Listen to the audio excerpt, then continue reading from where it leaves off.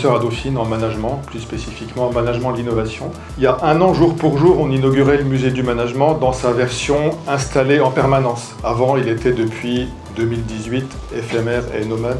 On installait ici ou là, dans des universités, dans des entreprises partenaires. Et on a eu l'opportunité d'occuper du coup 150 mètres carrés, très bien situé, au-dessus de l'escalier d'honneur, premier étage. Et donc ça, effectivement, c'était la grande avancée de 2024. Dauphine, c'est une maison où on peut entreprendre, au sens évidemment où il y a des startups qui incubent, mais au sens aussi où nous, les enseignants-chercheurs, on peut entreprendre des choses un peu risquées, un peu barrées même, quelquefois.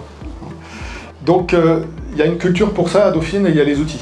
Avec le musée du management, au passage, Dauphine entre dans le club assez fermé des établissements d'enseignement supérieur qui ont un musée. Si vous faites le compte, il n'y en a pas beaucoup. Peut-être spontanément, vous pensez au CNAM ou à l'école des mines. Et musée du management, on est un peu les premiers, j'ai l'impression aussi. J'ai demandé à mes collègues un peu partout où je pouvais, dans différents pays, musée du management. Il y a des morceaux qui ressemblent à ça, mais un musée qui s'appelle musée du management, j'ai l'impression qu'on a innové sur ce coup-là aussi. Alors un musée d'art, on voit ce que c'est. Un musée des sciences et techniques aussi. Un musée dédié à une industrie, un musée d'entreprise, d'accord, mais un musée du management, quelle drôle d'idée. Donc évidemment, quand on est les premiers, on bosse en mode start-up, on essuie les plâtres, on essaye des trucs. En bon élève de l'innovation, une fois qu'on a 2-3 idées, on décide qu'on prototype assez vite pour voir. Le management, ça cultive un paradoxe. Tout le monde en parle, chacun est manager ou manager, mais on connaît assez mal ses origines, son histoire, qui sont les inventeurs, les inventrices. Comment ça se passe, quelle est la part de rhétorique, quelle est la part de vraie technique ou de savoir, quelle est la part de l'humain et de la technologie là-dedans.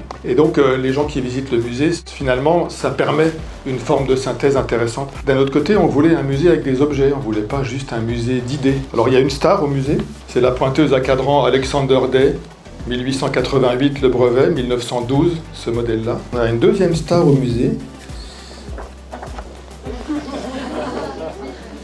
Le bibendum de Michelin. Voilà. C'est fou ce qu'on en trouve dans les brocantes depuis que Sonia dans le Dunois en a déniché un pour le musée à Rouen, je crois. Quand vous lisez la littérature sur les musées, on vous dit il faut des spécimens impressionnants. Donc voilà 2 spécimens impressionnants pour le musée du management, mais on a plein d'autres choses, il y a plus d'une centaine d'objets au musée, documents et autres, donc évidemment on vous invite à venir le visiter. Comme tout musée, on a un triple objectif, éduquer au sens de transmettre des connaissances, émanciper, parce que connaître l'histoire ça libère. Personnellement, quand j'ai fait mes études supérieures il y a longtemps, on m'a appris le diagramme de Gantt, mais personne ne m'a expliqué qui était Gantt et pourquoi il avait inventé son truc et avec qui.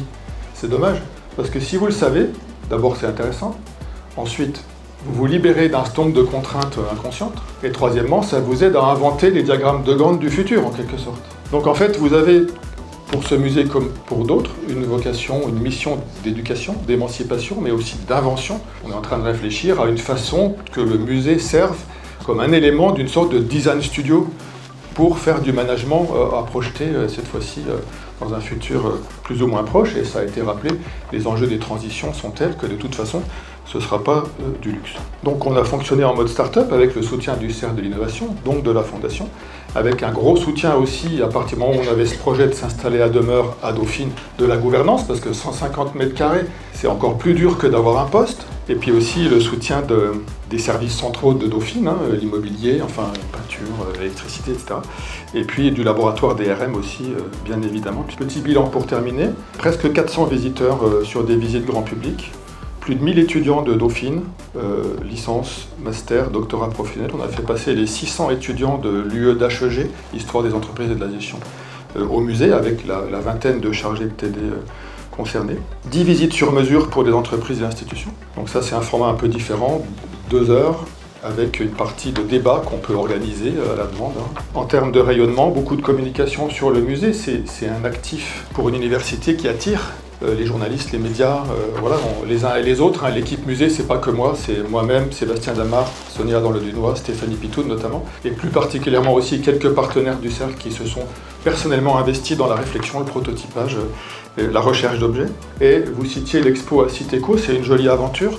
On avait convenu de faire quelque chose avec eux, et puis finalement on a eu cette opportunité de concevoir ensemble une exposition, et l'équipe musée a assuré le commissariat de l'exposition. Donc pour un enseignant-chercheur, c'est pas absolument habituel d'avoir son nom comme commissaire d'exposition. C'était une très très belle collaboration, et d'ailleurs on a l'intention qu'il y ait des discussions avec eux pour voir ce qu'on va faire après sur l'ensemble de Dauphine. L'expo s'appelle Allez hop au travail, hein, mais on pourrait faire une expo Allez hop aux maths, Allez hop tout ce que vous voulez. Et donc c'est un peu génératif parce que vous voyez quand vous commencez à faire des trucs comme ça, d'abord l'actif en question est un peu différent, c'est pas la même chose qu'un cours, un programme classique, ça attire et puis ça génère aussi des développements complémentaires. Voilà, merci pour votre attention.